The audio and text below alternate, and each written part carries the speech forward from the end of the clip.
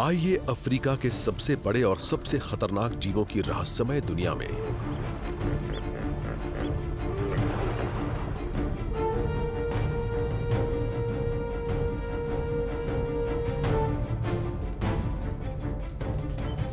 हम बियाबानों में जाएंगे, ऊंची उड़ान भरेंगे और गहरे गोते लगाएंगे ताकि इन जीवों की रोज की जिंदगी के ऐसे नजारे देख सकें जो आपने पहले कभी नहीं देखे हों। देखिए अफ्रीकन वाइल्ड में ये जिंदगी।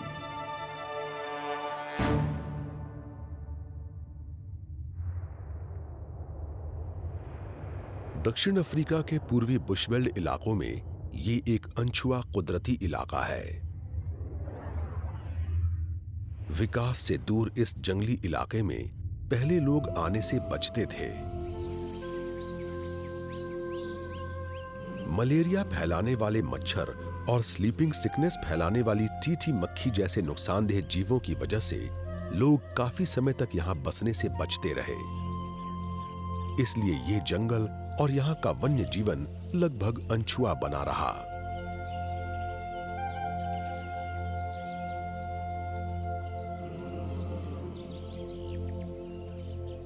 फिर रोमांच पसंद करने वाले कुछ पायनियरों ने बीमारियों और खतरनाक जीवों का सामना करके इसे बदल दिया, लेकिन उनकी खोजबीन का वन्य जीवन पर बुरा असर पड़ा।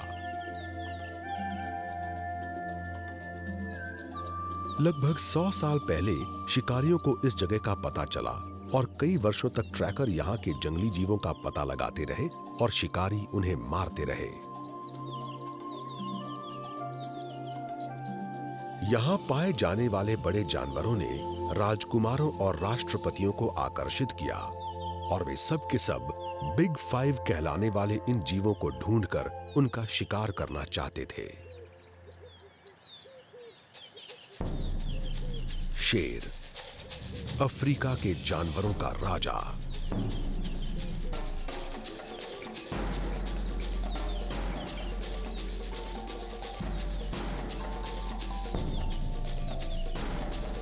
बड़े बड़े सींगों से लैस जंगली भैंसें,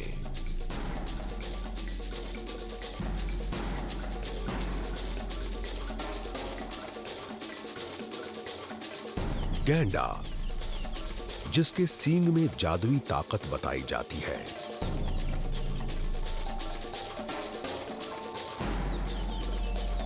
दुनिया में जमीन पर रहने वाला सबसे बड़ा जीव हाथी,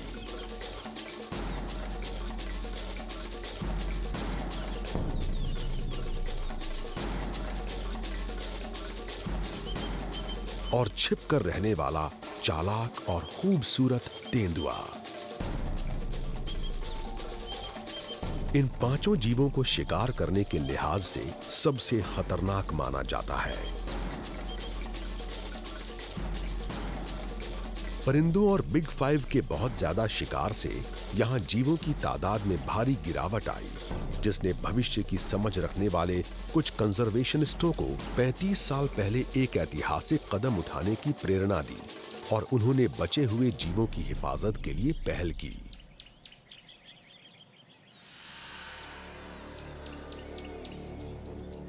इन जीवों को बचाने के लिए इको टूरिज्म की एक रूपरेखा बनाई गई, जिससे शुरू हुए सिलसिले ने वन्य जीवन के इस अहम ठिकाने में फिर से जान फूंक दी और अब इसे हमेशा के लिए सहेज लिया गया है।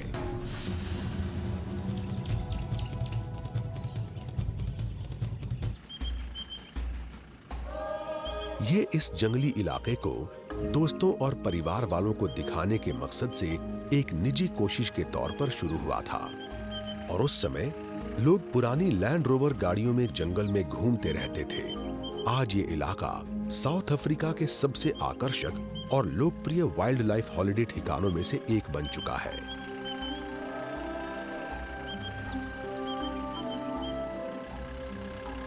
ये असली अफ्रीकन सफारी के तजुर्बे वाली जगह है, लेकिन इस इलाके के संरक्षण पर पड़ा प्रभाव सबसे अहम और कारगर है।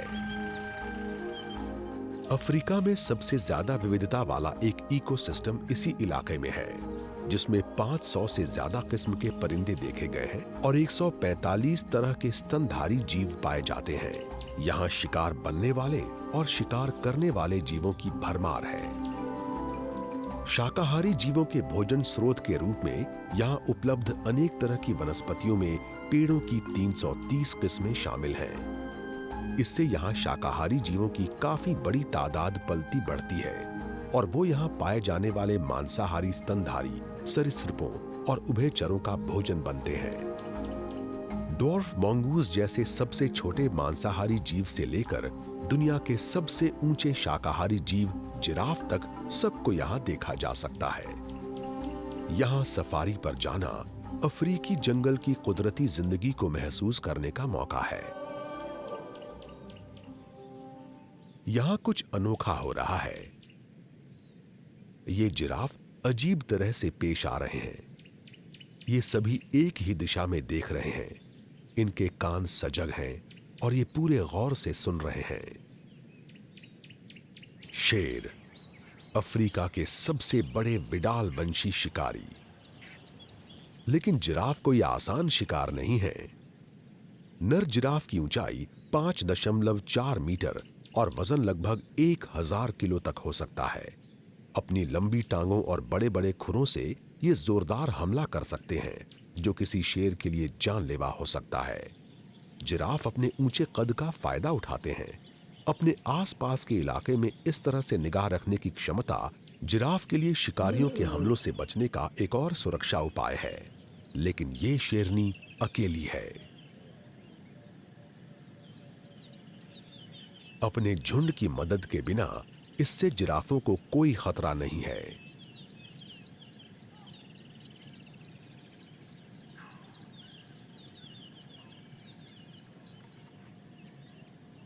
इसके झुंड के बाकी सदस्य यहां से दूर लंबी घास में छिपे हुए हैं।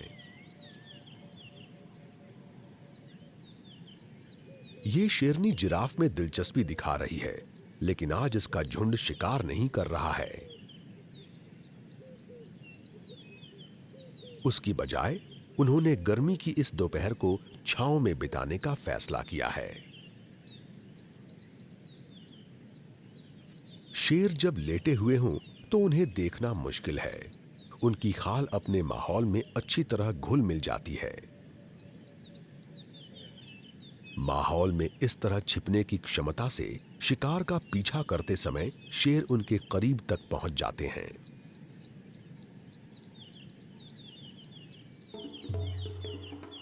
दक्षिण में आगे झुंड के नर भी आराम कर रहे हैं।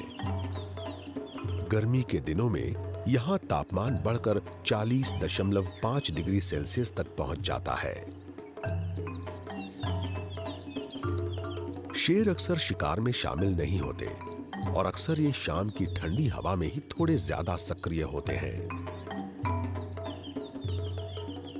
शेर अफ्रीका के सबसे बड़े बिग कैट हैं, जिनमें नरों का वजन 250 किलोग्राम तक हो सकता है। वयस्क और दबदबा कायम रखने में कामयाब शेर अकेले या फिर 2 से 4 नरों के गठबंधन में मादाओं और उनकी संतानों के झुंड की जिम्मेदारी संभालते हैं। झुंड मुख्यतः मादा रिश्तेदारों और उनकी संतानों का समूह होता है।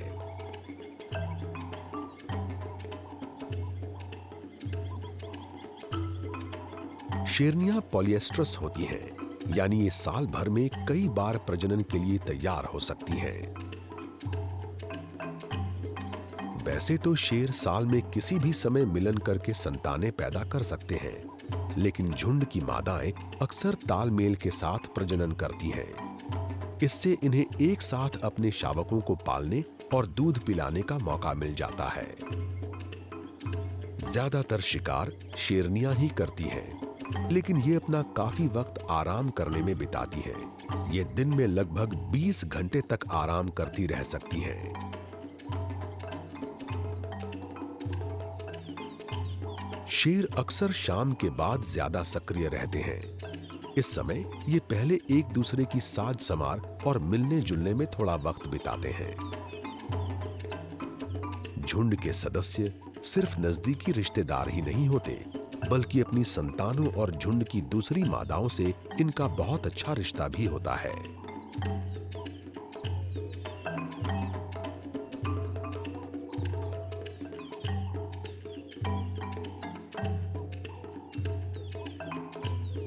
आपसी साज संवार से रिश्ते मजबूत होते हैं और शिकार के लिए निकलने पर इन रिश्तों की मजबूती दिखाई देती है, जहां ये टीम के रूप में काम करने के लिए एक दूसरे पर भरोसा करते हैं। किसी जमाने में शेरों की दहाड़ एक डरावनी आवाज थी जो रात को कैंप फायर के आसपास सुनाई देती थी। आज यहाँ आने वाले लोग इन शानदार जीवों को अपने कुदरती माहौल में रोज के काम में लगा देख सकते हैं। रोज लगभग 6 घंटे की सफारी होती है।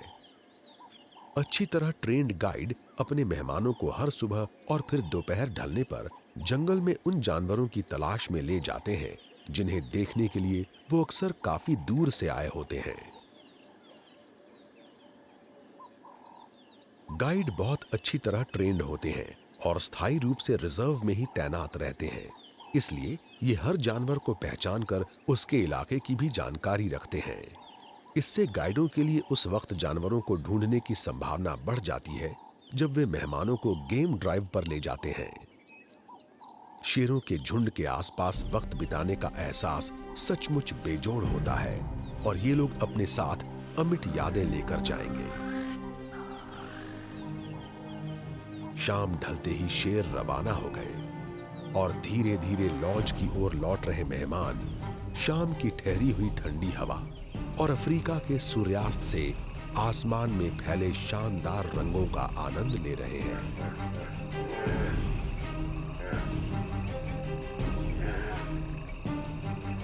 सैबी नदी में हिप्पो का एक झुंड शाम के लिए तैयार हो रहा है और रात के आसमान में चांद चढ़ने लगा है। इस सफारी के पहले दिन का ये बिल्कुल सही अंत है।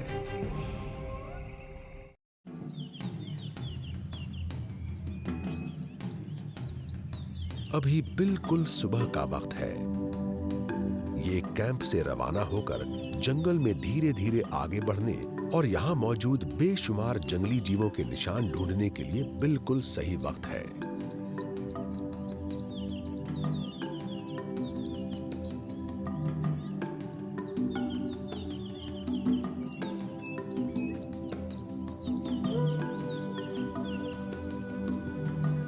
इन्हें लगभग तुरंत ही इनाम के तौर पर एक जल कुंड की गहराइयों से निकलते 2 हिप्पो नजर आ गए। हिप्पो सेमी एक्वाटिक जीव हैं और ये खुद को ठंडा रखने के लिए दिन भर पानी में रहते हैं।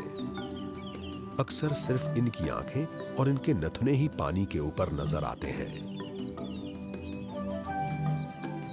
शाम के समय ये अपने जल कुंड या नदियों के किनारों पर उगी घास खाने के लिए पानी से निकलकर बाहर आ जाते हैं। लेकिन हिप्पो यहां अकेले नहीं है। पानी से रंभाने की हल्की आवाजें आ रही हैं। भैंसों का एक छोटा सा झुंड घुटने तक गहरे पानी में है और अपनी प्यास बुझाते हुए ये शोर भी कर रहे हैं। चरने और आवास क्षेत्र के मामले में ये जीव हालात के मुताबिक बखूबी ढल सकते हैं, लेकिन एक चीज इन्हें रोज चाहिए, वो है पानी। इसका अर्थ है कि ये सिर्फ ऐसे इलाकों में ही रह सकते हैं जहां साल भर पानी उपलब्ध कराने वाले स्रोत हों। पहले इन जीवों को बिग 5 में इसलिए शामिल किया गया था कि ये मुड़कर शिकारियों को घेरने और अपने दुश्मनों पर अचानक पीछे से हमला करने के लिए बदनाम थे।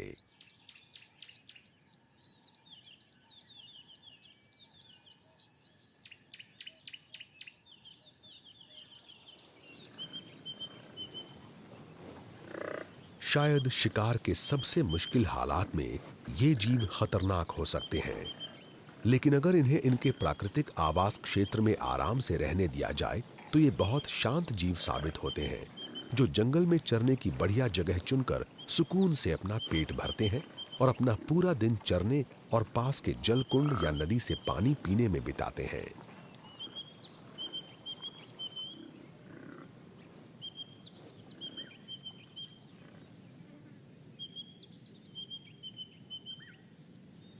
शांत लगने के बावजूद ये भैंसें वास्तव में शिकार बनने वाली प्रजाति हैं और ये अपने झुंड के किसी बच्चे या वयस्क को खतरा होने पर किसी भी शिकारी पर हमला कर सकती हैं।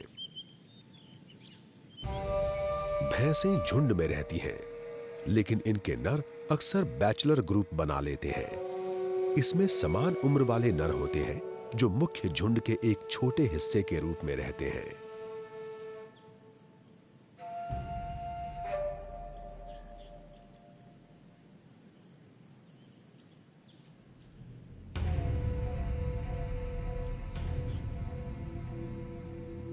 भैंसों की नजरें और उनकी सुनने की क्षमता बहुत अच्छी नहीं होती, लेकिन इनकी नाक बहुत तेज होती है और इस नर को एक अजीब सी गंध मिल गई है।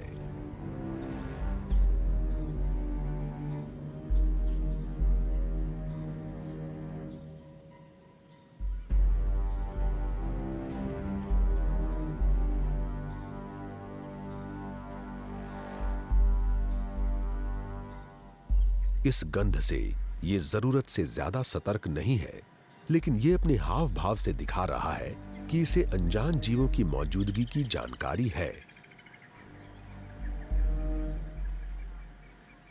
कई बार बूढ़े नर अकेले रहना पसंद करते हैं और वो कभी कभार ही झुंड के पास आने पर उसमें शामिल होते हैं।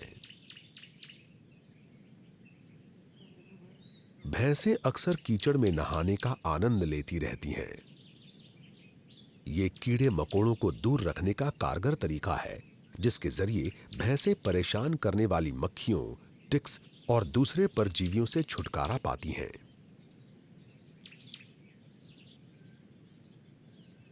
गर्मी के दिनों में ठंडे कीचड़ से भरा एक गड्ढा अफ्रीका की झुलसा देने वाली धूप से बचने का बिल्कुल सही उपाय है। अपने बचाव के लिए नर और मादा दोनों के सिर पर बड़े बड़े सींग होते हैं।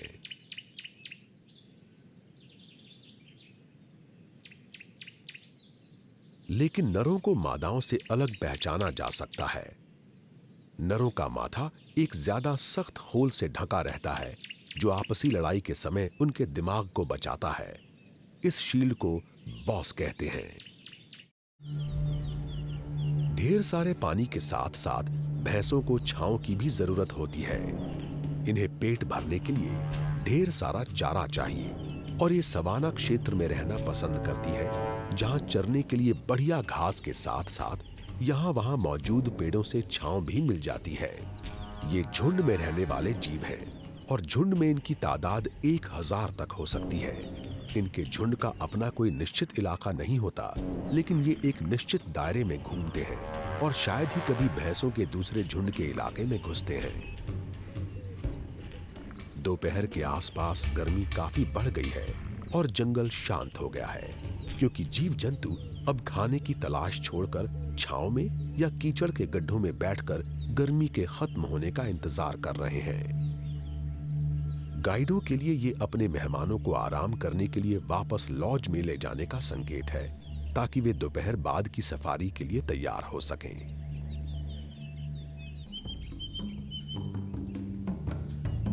सैबी सैंड रिजर्व की किसी भी जगह पर आने वाले मेहमानों के लिए कभी नहीं भुला सकने वाले तजुर्बे की गारंटी है।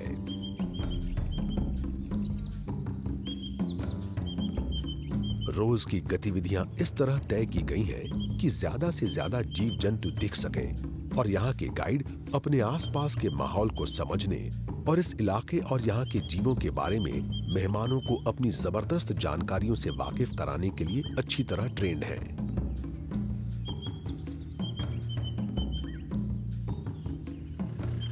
जंगल में जीव जंतुओं द्वारा छोड़े गए निशानों को पहचानने और उन्हें समझने की क्षमता से गाइड अपने मेहमानों को इस प्राकृतिक आवास क्षेत्र की बारीकियों के बारे में समझा सकते हैं। आमतौर पर बिग 5 यहाँ के मेहमानों की साइटिंग विश लिस्ट में सबसे ऊपर होते हैं, लेकिन यहाँ मौजूद प्रजातियों की विविधता उनके वाइल्ड लाइफ के तजुर्बे को मुकम्मल बनाती है।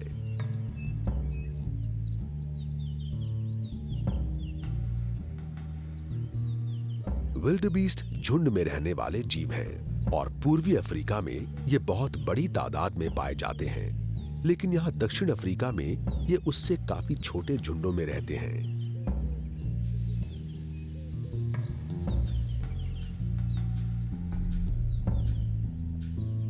इनके समूह का आकार चारे और रहने की जगह की उपलब्धता से तय होता है और यहाँ ये उस इलाके में कई अन्य जीवों के साथ रहते हैं।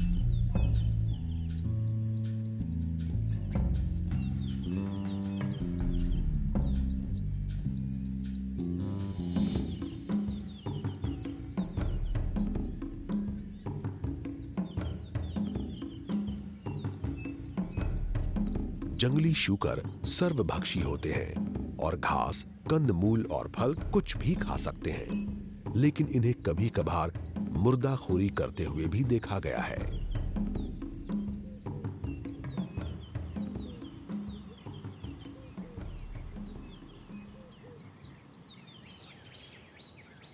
सफारी आगे बढ़ रही है और जंगल में कुछ दूरी पर एक बड़ा सा जीव मौजूद है। यहां हाथी है।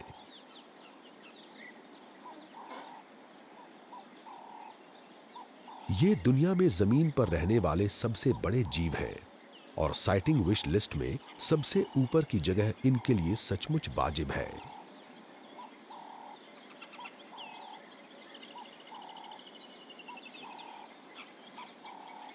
अपने बड़े आकार और अपनी जबरदस्त ताकत के बावजूद आजकल हाथियों को इस तरह देखना बिल्कुल सुरक्षित है।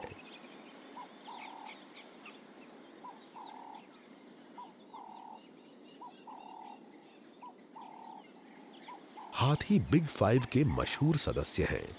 ये बहुत बुद्धिमान होने के साथ साथ काफी तेज और फुर्तीले भी होते हैं और इनकी ऊंचाई 3.6 मीटर तक हो सकती है और वजन लगभग 7 टन तक हो सकता है। लेकिन हाथी बहुत शांत रहने वाले जीव हैं और जब तक झुंड को छेड़ा नहीं जाता, इनसे कोई खतरा नहीं होता।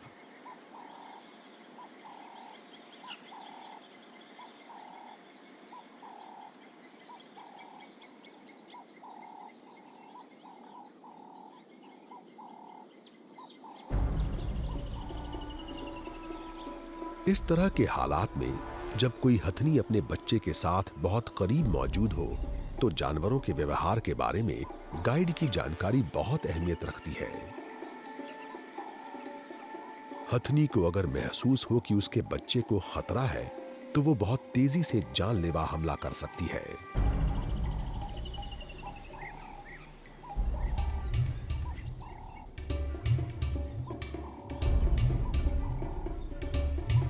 कई पीढ़ी पहले इन हाथियों का बेरहमी से शिकार किया जाता था, लेकिन आज इन्हें हमेशा अपनी हिफाजत के लिए सजग नहीं रहना पड़ता और इन्हें इंसानों से डरने की कोई जरूरत नहीं है। इस रिजर्व में हाथी बहुत आसानी से दिखाई दे जाते हैं। ये सफारी की गाड़ियों के अभ्यस्त हो चुके हैं और इंसानों की मौजूदगी को खतरे से जोड़कर नहीं देखते।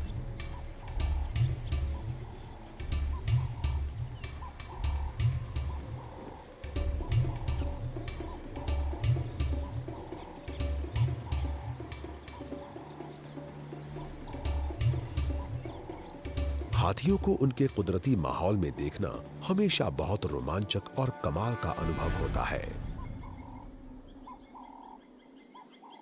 इनके शरीर की विशालता सचमुच जबरदस्त है।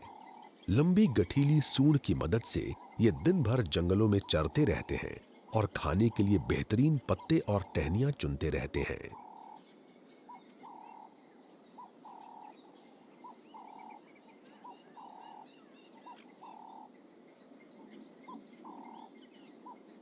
ये आगे बढ़ रहे हैं और पास मौजूद लोग इनकी लो फ्रीक्वेंसी वाली आवाजें और इनके पेटों की गुड़गुड़ाहट सुन सकते हैं। अक्सर इन आवाजों और झाड़ियों की सरसराहट और टहनियों के टूटने की आवाज से ही गाइडों को जंगल में मौजूद हाथियों की मौजूदगी का पता चलता है।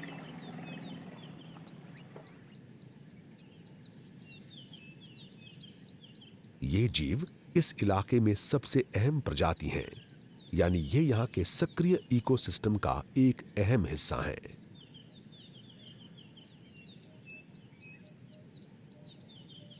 हाथी काफी हरियाली चरते हैं, लेकिन उनका पाचन तंत्र उसके बहुत कम हिस्से को ठीक से पचा पाता है।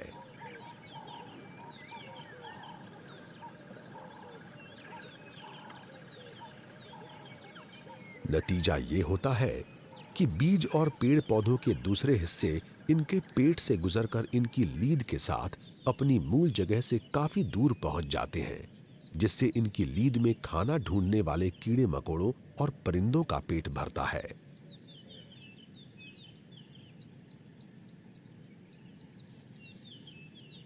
लेकिन इनके पाचन तंत्र के डायमेंशन बहुत दिलचस्प हैं। इनके बहुत बड़े से पेट की तुलना में इनका मुंह काफी छोटा होता है। किसी बड़े नर की आंतों की लंबाई 19 मीटर तक हो सकती है।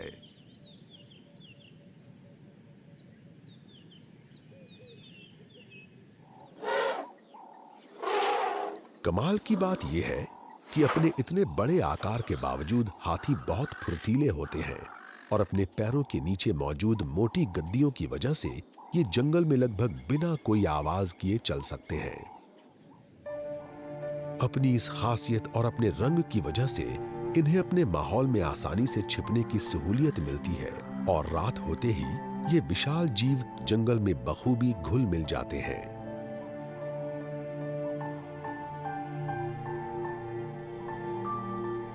दोपहर के बाद शाम हो रही है।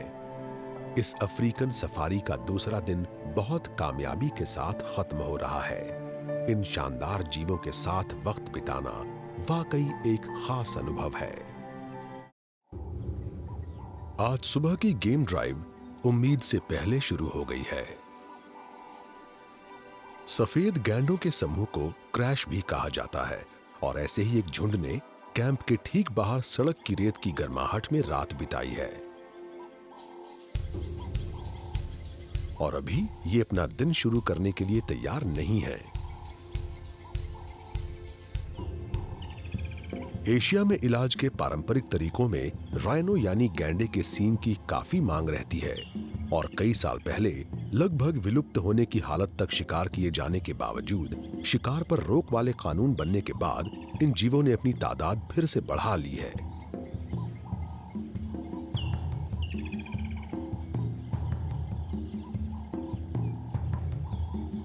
आज इनकी ठीक ठाक तादाद मौजूद होने के बावजूद पूरे अफ्रीका में अवैध शिकार बढ़ रहा है और एक बार फिर राइनो को निशाना बनाया जा रहा है।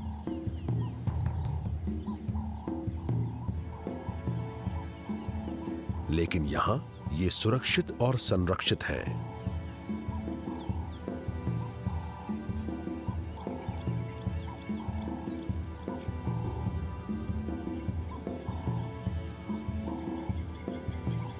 हमेशा राइनो यानी गैंडे के शरीर पर या आसपास दिखने वाले ये छोटे परिंदे ऑक्सपेकर हैं। इनका राइनो के साथ सहजीविता का रिश्ता है।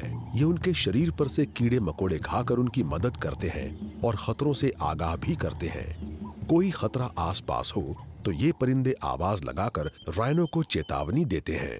राइनो आक्रामक स्वभाव के नहीं होते और एक ट्रेन्ड गाइड के साथ पैदल सफारी के दौरान आप इन्हें करीब से देखने का अनुभव पा सकते हैं।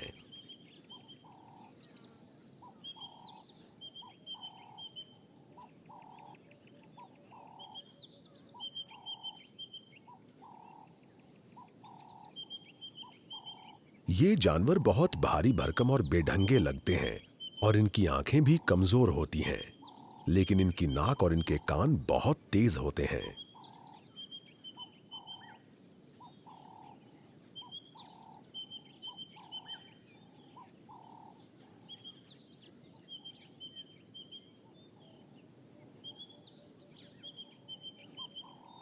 खतरा महसूस होने पर ये तुरंत हमला कर देते हैं। ये वाकई बहुत ताकतवर जीव हैं। राइनो तकरीबन 65 किलोमीटर प्रति घंटे तक की रफ्तार से दौड़ सकते हैं। आकार के मामले में गैंडे अफ्रीकी हाथी के बाद दूसरे नंबर पर हैं और इनका वजन 2700 किलोग्राम तक हो सकता है। अपने भारी भरकम शरीर की वजह से ये बहुत सख्त जान और मजबूत दिखते हैं, लेकिन इनकी खाल हैरतअंगेज ढंग से नरम है।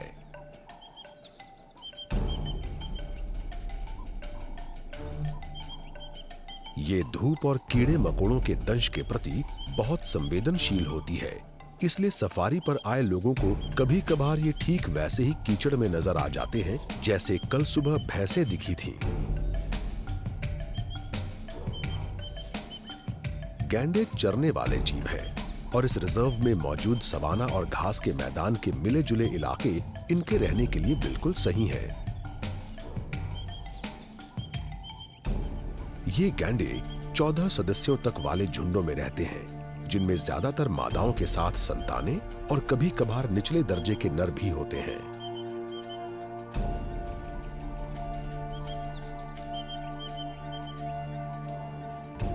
लेकिन ज्यादातर वयस्क नर अकेले रहते हैं और दबदबा कायम रखने वाले नर अपने इलाके की हिफाजत करते हैं।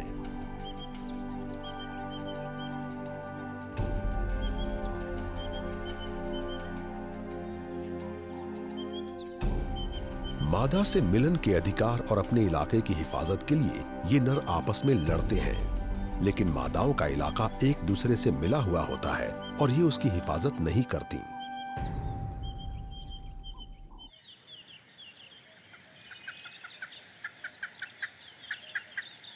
आसमान में सूरज ढलने के साथ ही जंगल में नटाल फ्रैंकोलिन की आवाज गूंजने लगी है।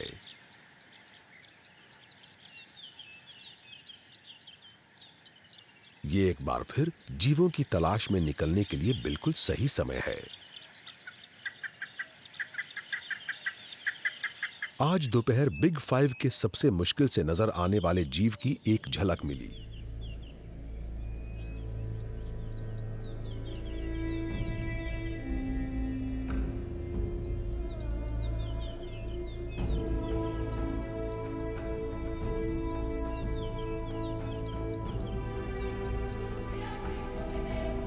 ये तेंदुआ है।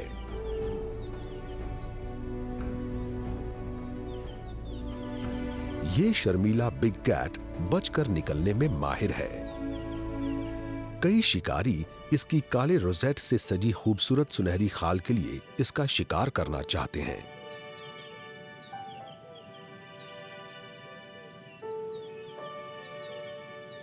लेकिन अपनी इसी खाल की बदौलत इसे जंगल में लगभग गायब हो जाने की सहूलियत मिलती है।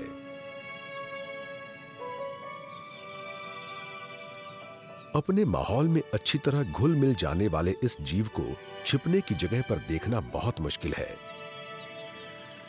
इसलिए गेम ड्राइव में मेहमानों और गाइडों दोनों के लिए किस्मत से तेंदुए का दिख जाना वाकई बहुत बड़ी कामयाबी है।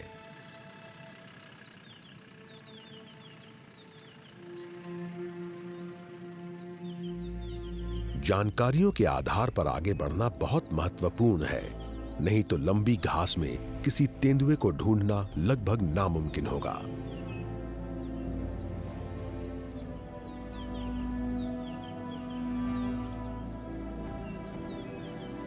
लेकिन गाइड की नजरें बहुत तेज हैं और इसने तेंदुए को ढूंढ लिया।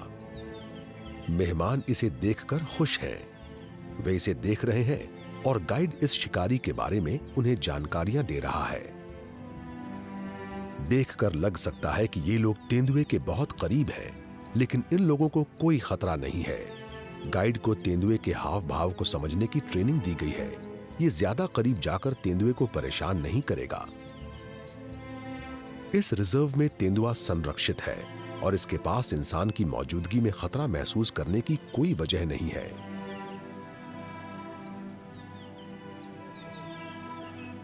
अब यहां शिकार नहीं होता और ये सुरक्षित इलाका है। इस तरह की साइटिंग से मेहमानों को बढ़िया फोटो खींचने का मौका मिलता है। इन शानदार जीवों को इनके प्राकृतिक आवास क्षेत्र में इतने करीब से देखना सचमुच कमाल का अनुभव है।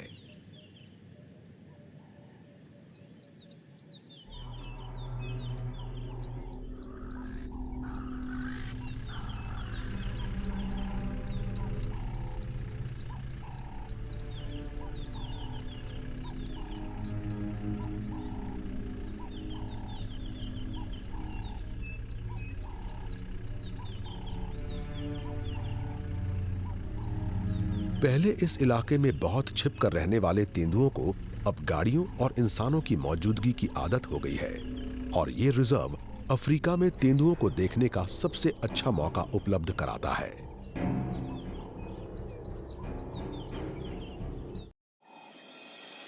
किसी तेंदुए को पेड़ पर आराम करते हुए देखना अफ्रीकन सफारी की सबसे अच्छी साइटिंग में से एक है।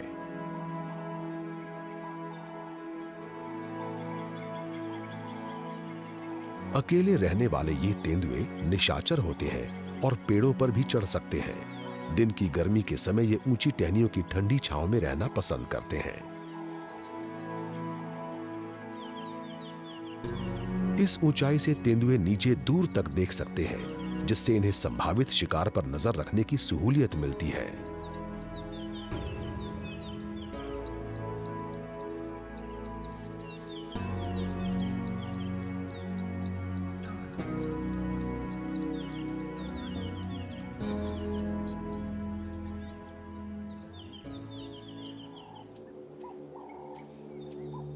बेहद फुर्तीले और ताकतवर तेंदुए नजर में नहीं आने के लिए मशहूर हैं और ये ऊपर से छलांग लगाकर नीचे मौजूद शिकार को कुछ ही पलों में मार सकते हैं और अपने से 3 गुना ज्यादा वजन वाले शिकार को खाने के लिए पेड़ पर ले जा सकते हैं।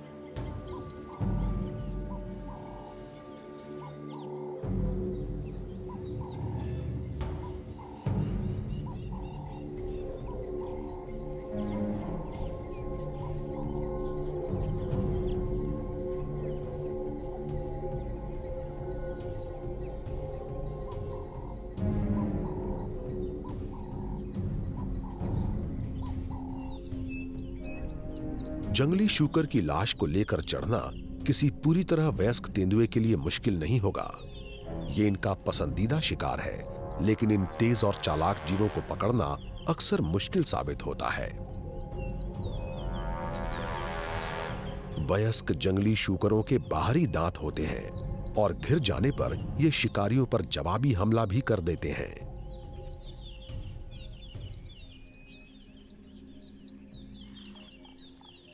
अपने बच्चों की हिफाजत कर रही मां से सचमुच काफी खतरा हो सकता है। आमतौर पर ये अपने बचाव के लिए खतरा महसूस होते ही भाग निकलते हैं, लेकिन छोटे बच्चों वाली मादा जंगली शूकर बहुत आक्रामक ढंग से उनकी हिफाजत करती है। ये इतनी बुरी तरह जख्मी कर सकते हैं कि कुछ मामलों में तो ज्यादा खून बहने से हमलावर शिकारी की मौत हो जाती है। तेंदुए के लिए जंगली शूकरों का ये झुंड शिकार के लिए सही नहीं है, लेकिन इसे नीचे अपना पेट भरने का इंतजाम नजर आ गया है।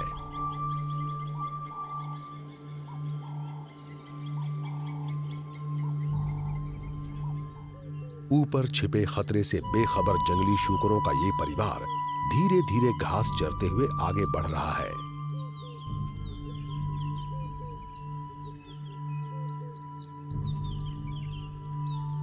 इनके बच्चे अब भी छोटे और अनाड़ी हैं और ये अपने माहौल पर ज्यादा ध्यान नहीं देते।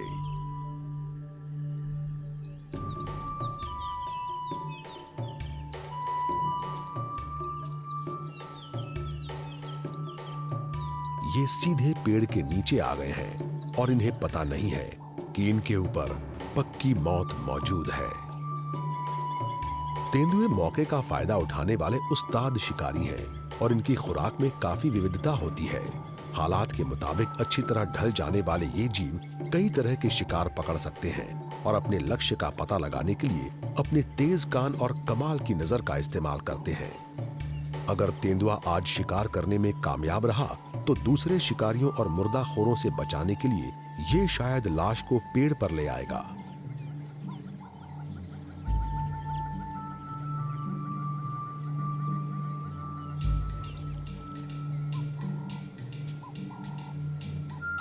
ये तेंदुआ एक शूकर पर नजर रख रहा है।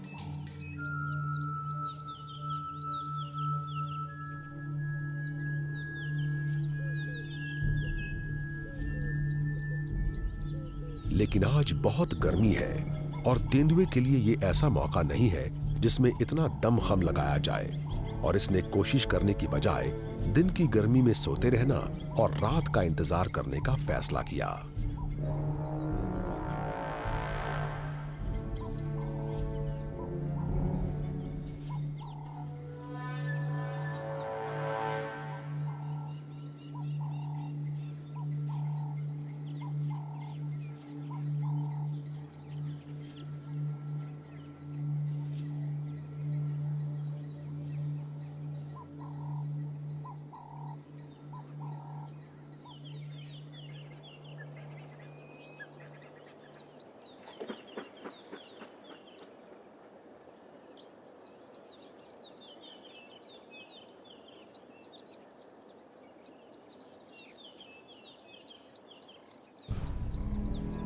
अफ्रीकन बुशवेल्ड पर सूरज ढल रहा है और गाइड अपने मेहमानों के साथ लॉज की ओर लौटते हुए रास्ते में भैंसों को देख रहे हैं।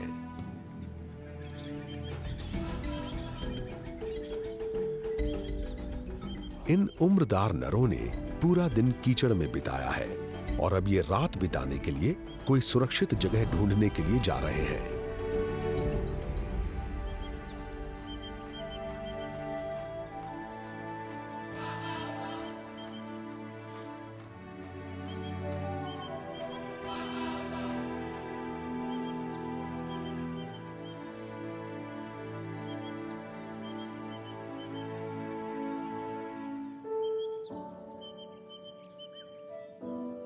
शिकार के लिहाज से भैंसें खतरनाक और बहुत मुश्किल से काबू में आने वाले जीव हैं, लेकिन शेरों का कोई अनुभवी झुंड इनमें से किसी को शिकार बनाने की बेझिझक कोशिश कर सकता है।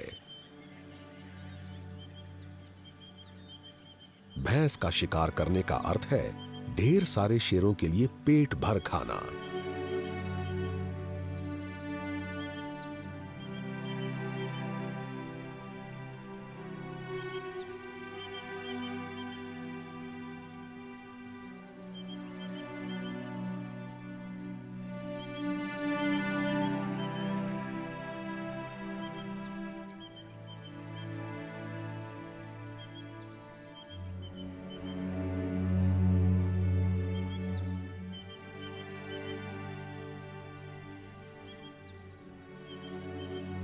आज सुबह सड़क पर नजर आए गैंडों ने भी पूरा दिन कीचड़ में बिताया है।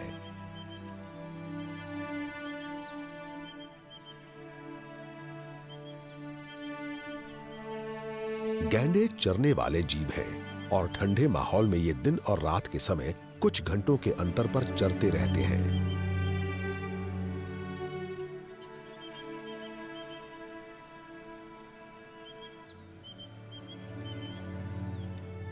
इन्हें रोज पानी की जरूरत नहीं होती, लेकिन कई बार ये उसकी खोज में 10 किलोमीटर तक चले जाते हैं। लेकिन यहां ये जरूरी नहीं है। इस इलाके के जल कुंडों और यहां की नदियों में ढेर सारा पानी उपलब्ध है।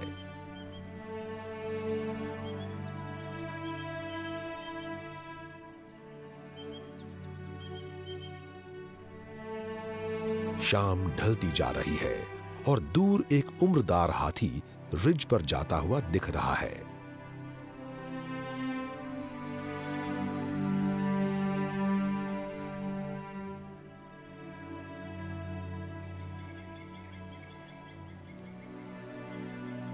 तेंदुआ पेड़ से उतरकर झाड़ीदार जंगल की ओर बढ़ रहा है।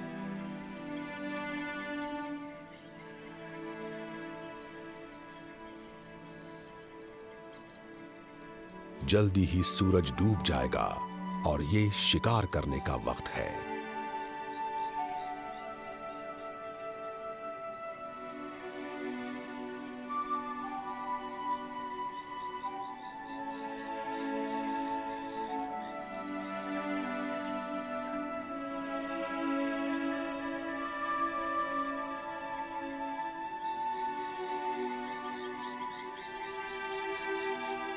लेकिन निश्चित रूप से गैंडे तेंदुए की खुराक में शामिल नहीं है। ये अपने लिए सही शिकार की तलाश में आगे बढ़ता रहेगा।